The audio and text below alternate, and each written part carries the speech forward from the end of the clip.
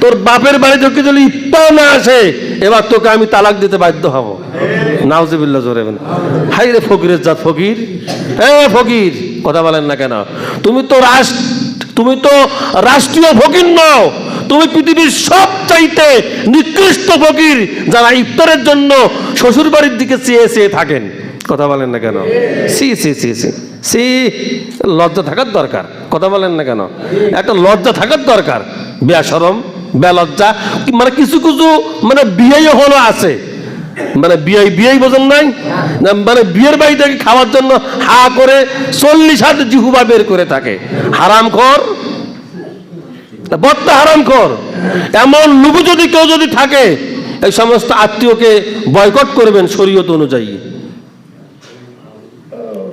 হ্যাঁ, ইফতার দিতে হবে শ্বশুর বাড়ি থেকে নিয়ে আসতে হবে। কেন? ভিক্ষুক কি প্রয়োজন?